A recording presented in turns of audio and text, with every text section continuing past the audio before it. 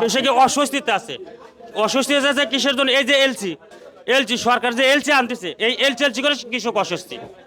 রাজধানীর বাজার থেকে আজকের মুড়ি কাটা পেঁয়াজের দাম, প্রিয় দর্শক, কৃষকের কিন্তু যারা কৃষক রয়েছেন, কৃষকের কিন্তু পেঁয়াজ অনেক পরিমাণ মার্কেটে আমদানি হচ্ছে এবং কৃষকরা কোনো অংশে কিন্তু পেঁয়াজ আমদানির দিক দিয়ে ঘাটতি দিচ্ছে না, কিন্তু এলসি এসে কৃষকের পেঁয়াজের বাজার একেবারে সহনীয় পর্যায়ে নিয়ে এসেছে এবং সব মিলিয়ে আমরা অবস্থান করছি মেসেজ আলমাস ট্রেডার্সে। এখন এখান থেকে কৃষকরা বসে আছেন, কৃষকের টাকা কিন্তু এদিকে হিসাব চলছে, টাকা পেলে চলে যাবে, আর এদিকে আমরা কথা বলছি ব্যবসায়ীদের সঙ্গে। আসসালামু আলাইকুম। ওয়ালাইকুম আসসালাম। কেমন আছেন? আলহামদুলিল্লাহ আছে, বলো। আপনার এই আলমাস ট্রেডার্সে আজকে কি পরিমাণ পেঁয়াজ আমদানি হয়েছে? আজকে আমাদের এই আলমাসটা আছে প্রায় 300-350 বস্তা আমদানি হয়েছে। মাশাআল্লাহ, ভালোই তো। জি। আর যখন দ্বিগুণ থেকে দ্বিগুণ হয়, হ্যাঁ, তখন কত বস্তা আমদানি হয়? এই তো তখন 1000-1200-1500 বস্তা পর্যন্ত আমদানি হয়। 1000-1200-1500 বস্তা 1500 পর্যন্ত আমদানি হয়। আমদানি হইতে থাকে। হ্যাঁ জি। আচ্ছা আচ্ছা আচ্ছা আচ্ছা। আমরা একটু আপনার কাছ থেকে জানতে চাইবো যে ভাই, আপনার এই আলমাস ট্রেডার্সে এই যে কৃষকরা আসলো, টাকা কি আটকে রাখছেন নাকি? না না না, এই যে বেচা শেষ, এই যে বসে আসছে সুতাপাতি হইতেছে, এই হিসাব হইতেছে, এই টাকা নিয়ে চলে যাবে এখন। এই টাকা এখানে নিয়ে- কোনো, হ্যাঁ, এখানে বেচা শেষ, সব ক্লিয়ার, টাকা পয়সা ক্লিয়ার। আচ্ছা, কৃষকের টাকা নিয়ে চলে যাবে না? জি, কৃষকের টাকা নিয়ে চলে যাবে। তার মানে যারা নতুন কৃষক তারা পেঁয়াজ নিয়ে আসতে পারবে। অবশ্যই। এখন অনেকে আছে যে ওনাদের সাথে আর যারা আসতে চায়, হ্যাঁ এখন ঘর খুঁজে পাচ্ছে না, জি। আপনার কাছে দিতে পারবে তো? অবশ্যই। আপনার নাম্বারটা যদি বলেন। 01711 বলেন। 28238866। আচ্ছা, বাজার আজকে কি পরিমাণ আছে, চাহিদা কেমন, আমদানি কেমন হচ্ছে? গতকালের চেয়ে আজকে আমদানি একটু কম হয়েছে। চাহিদা আছে, মোটামুটি মালের চাহিদা আছে। আমরা যেহেতু জানি যে ভারতীয় পেঁয়াজ থেকে আমাদের দেশি পেঁয়াজ অনেক ভালো, জি সেগুলোর ভিতরে কি পানি, অনেকে বলে খাইলে ক্ষতি হয়। জি। আসলে আমরা তো বাঙালি, এই ইন্ডিয়ান পেঁয়াজের চেয়ে আমাদের দেশি পেঁয়াজ অনেক সুস্বাদ, অনেক সুস্বাদ। আচ্ছা। অথচ কিছু কিছু যে ঢাকা শহরের মহিলারা আছে, ওনারা মনে করে ওই যে মোটা পছন্দ করে, মোটা মোটা, মানে কিন্তু মোটা পেঁয়াজ? হ্যাঁ, মোটা পেঁয়াজ পছন্দ করে, কিন্তু অরিজিনালি ভাবে তো মোটা পেঁয়াজের কোনো টেস্ট নাই, মজা নাই, স্বাদ নাই। আমাদের দেশের যে একটা সুস্বাদ, একটা স্বাদ, টেস্ট, এই জিনিসটা অন্য অন্য অন্য দেশের পেঁয়াজে হবে না।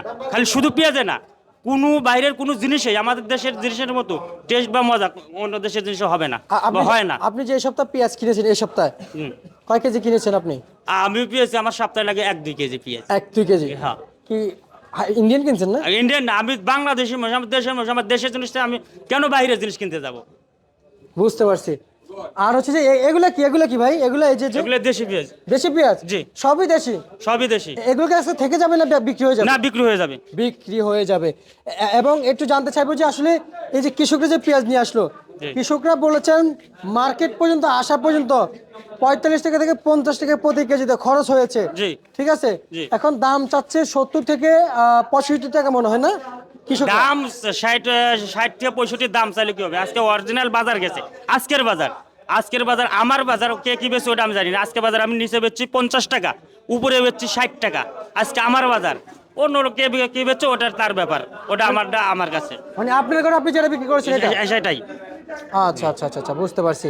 আর হচ্ছে যে স্বস্তি মিলছে কৃষকের ভাই? জি। কৃষকের স্বস্তি মিলছে?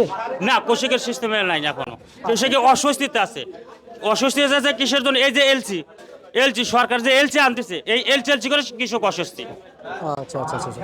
আমাদের বাণিজ্য উপদেষ্টা আছেন।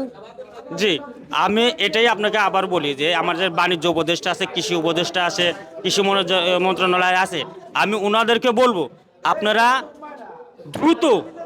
দ্রুত আপনারা এলসি বন্ধ করেন। আর আইপি দেন, আইপি যা দিয়েছেন তো দিয়েছেন, আর আইপি নতুন করে কোনো আইপি দিবেন না। আমার অনুরোধ, রিকোয়েস্ট থাকবে, আপনারা আর আইপি দিয়েন না। দেশে কৃষক বাঁচান, দেশে কৃষক বাঁচুক, দেশ বাঁচে। দেশে কৃষক বাঁচলে বাংলাদেশ বাঁচবে, দেশ বাঁচবে। আর দেশ বাঁচলে আমরা সবাই বাঁচবো, কৃষক বাঁচলে আমরা সবাই বাঁচবো। আর বলবো যে সার কীটনাশক ঔষধগুলি যেগুলি আছে, এগুলির দাম কমান, আপনারা ওইখানে এর অভিযান চালান। আমরা একটু জানতে চাইবো, অন্যান্য বছর বাংলাদেশ থেকে আইফি কিংবা ইন্ডিয়ান পেঁয়াজ চাইলে ভারত থেকে শুল্ক বসায় দেয়, দেয় না, দেয় না। আর যখন আমাদের দেশে যেমন উৎপাদন ভালো হয়েছে, তখন এখন পায়ে ধরে দিচ্ছে বাংলাদেশকে।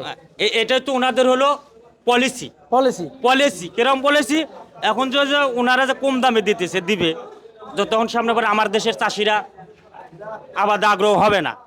হ্যাঁ, তখন আবার যখন সুযোগ দিবে। যখন যখন আবার আমাদের দেশের পেঁয়াজটা আমদানি মানে উৎপাদন কম হবে, তখন উনারা একটা চান্স নেবে, আচ্ছা আচ্ছা তখন উনারা আবার শুল্ক বসা দিবে, রেট বাড়া দিবে। আমাদের যে যে ইগুলি আছে, ডলারগুলি আছে, তখন কিন্তু আমাদের দেশের ডলারগুলো উনাদের দেশে চলে যাবে। চলে যাবে। হ্যাঁ, তা আমি বলবো আমার দেশের থেকে আমার দেশে থাক, আমার বাইরে দেওয়ার দরকার নাই। আচ্ছা আচ্ছা, আমার দেশের টাকা যদি আমার দেশে থাকে, সে কিংবা সেই টাকা যদি কৃষকের পিছনে যদি আয় করে, কিংবা ব্যয় করে কৃষকের পিছনে, জি, অবশ্যই কৃষক থেকে আয় হবে দেশে। অবশ্যই আয় হবে, ব্যয় করলে আয় অবশ্যই হবে। অবশ্যই হবে। মানে এখন আমরা যদি ব্যয় যদি না করি, কিংবা কৃষকের পিছনে যদি খরচ না করি, কিংবা কৃষকের পিছনে সাপোর্ট না দেয়, কৃষককে আমাদের সাপোর্ট দিবে? অবশ্যই আমি যদি কৃষকের সাপোর্ট না করি বা আপনি যদি সাপোর্ট না করেন, আপনি সাপোর্ট করলে আপনি সাপোর্ট পাবেন। জি। আপনি যদি সাপোর্ট না করেন তো আপনি সাপোর্ট পাবেন কিভাবে? জি জি জি। তা আপনি যদি কৃষকের সাপোর্ট করেন, সরকার যদি কৃষক সাপোর্ট করে, তো ওই কৃষকও সরকারকে সাপোর্ট করবে। আপনার ঘরের কৃষকরা খুব উতলা হয়ে আছে জি। যে সার বিষ নিয়ে একটু কথা বলার জন্য। কি শুনেছেন কৃষকের কাছ থেকে সার বিষের বিষয়টা কি? আসলে এই যে যে সারের দাম, ইউরিয়া সার, ওরার দাম অরিজিনাল দাম হলো 1000 টাকা, 1050 টাকা, কিন্তু ওনার দাম নেয় কত? 1400 টাকা। 1400 টাকা। 1400 টাকা। যে সারের দাম 1400 টাকা, সে সারের দাম নেয় 1800 টাকা। যে সারের দাম 1800, সে সারের দাম নেয় 2400 টাকা। কিন্তু ওইখানে তো বলতে পারেন যে আপনারা এত লাভ করেন কেন? কারণটা কি? তাও ওই আটকা রেখে কয় যে সার নাই, পাওয়া যায় না, সময় মতো পাওয়া যায় না, সময় মতো পাওয়া যায় সময় না। মতো পাওয়া যায় না। লাগবে 2 বস্তা, কয় ভাই আমার কাছে আছে 1 বস্তা আছে, একবারে সব দেওয়া যাবে না, তুমি 10 কেজি নিলে নাও, নালে নাই। এখন আমার লাগবে 20 কেজি, আমি 10 কেজি দিয়ে কী করবো? তখন তো আমার এমনি ফসলের ক্ষতি হয়ে যায়। আমার যে ফসল হবে সাপোজ 20 কেজি, সেই ফসল হয়ে যায় 10 কেজি। ভাই কৃষকের জন্য হলে কি দাম বেড়ে যায়? এটা কৃষকের সময় আসলে কি সারের দাম বেড়ে যায়? কৃষকের সময় আসলে এটাই, কৃষকের সময় আসলেই এই যে একটা মৌসুমের সময় আসলে দাম ওরা বাড়ায় দেয়। আর এমন সময় তো বাড়ে না। নাই, এমন সময় বাড়াবে কেমন? ওই সময় তো নাই, কিন্তু দরকার নাই। কিন্তু কৃষকের এই মৌসুমে আসলে পরেই, এই সময় আসলে পরে ওনাদের মনে করেন হয়ে যায় না, আর মনে হয় 12 মাসের 1 বছরের কামাই মনে হয় আমরা একবারে করে নেব। মানে কৃষকের মানে খুব ভোগান্তিতে আছে। কৃষকের ভোগান্তিতে, কৃষকের ভোগান্তি কে দেখে? কেউ দেখে? সরকার কে দেখতেছে? সরকার যদি কৃষকের ভোগান্তি দেখতো তাহলে এই আইপি দিত না। আচ্ছা, আপনার কাছে জানতে চাই, এই যে পেঁয়াজ, এই পেঁয়াজ আজকে যেটা ভালো, এই যে বড়টা, হ্যাঁ, কত কত বিক্রি হলো? এ বিক্রি করছিল 57-58 টাকা। যেটা বড়টা? যেটা বড়টা। আর হচ্ছে যে ছোটটা কত চলছে পেঁয়াজ? ছোটটা একবার ছোট বেচছে, ওগুলো 50 টাকা।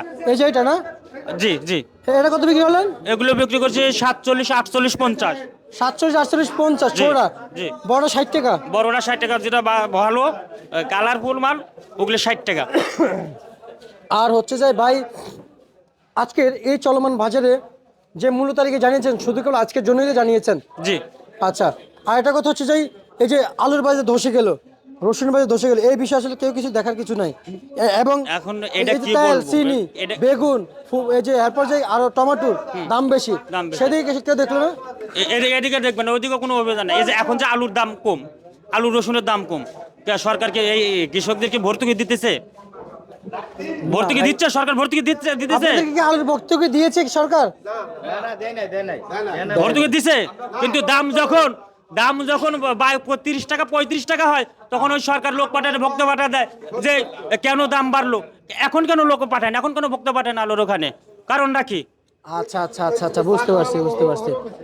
আর এমনিতে আলুর বাজার কিভাবে দেখছেন আজকে? আলুর বাজার ওই 12, 13, 14 এরকম বাজার। আসলে দেশের কৃষক, আলুর যে কৃষকগুলি আছে, ওরা একবারই খালি যে মানুষ যে মরলেই যে মরে গেলেই যে কয় মরে গেছে, এটা তা না, ওরে বাইচা থেকে মারা। আচ্ছা আচ্ছা আচ্ছা ভাই, এটা বাসা বলে না, আলু চাষিকে এটা বাসা বলে না ভাই। রসুনের কি অবস্থা ভাই? রসুনের কথা তো বলাই যাবে না হ্যাঁ, কি করেন ভাই? না একটু বলেন, একটু বলেন, ভাই। রসুন একটু বলেন। ওটার প্রত্যেকটা রসুনের চাষি যারা রসুন চাষ করছে, ওই রসুনের প্রতি কেজিতে ম্যাক্সিমাম 70 থেকে 75 করে, সর্বনিম্ন 70 টাকা খরচ আছে কেজিতে, একবার সর্বনিম্ন। সে বিক্রি হইতেছে কত? সর্বোচ্চ বিক্রি হয়েছে 50 টাকা, নিচে বিক্রি হইতেছে 30 টাকা। তাহলে এই যে রসুনের যে কৃষকগুলি আছে, চাষিগুলি আছে, এরা কি সামনে কি রসুন চাষে আগ্রহ হবে? এখন আপনার কাছে আমি প্রশ্ন করি, আপনার যদি একটা জিনিস লস যায়, আপনি কি ওই জিনিসটা আর করতে চাবেন? হয় আমি কমায় করবো, নয়তো আমি বাদ দিয়ে দেবো। হ্যাঁ, হয় আমি কমায় করবো, নয়তো আমি বাদ দিয়ে এখন দেবো। কৃষকের এই অবস্থায় হয়েছে, এখন ওদের বাধ্য আসার উপায় নাই। আচ্ছা আচ্ছা আচ্ছা, বুঝতে পারছি। মেসার্স আলমাস ট্রেডার্স থেকে কৃষকের হইচই। প্রিয় দর্শক, আজকের বাজারে যেমনটি দরদাম ছিল ঢাকার শ্যামবাজার থেকে জানিয়ে দিয়েছে আপনাদেরকে।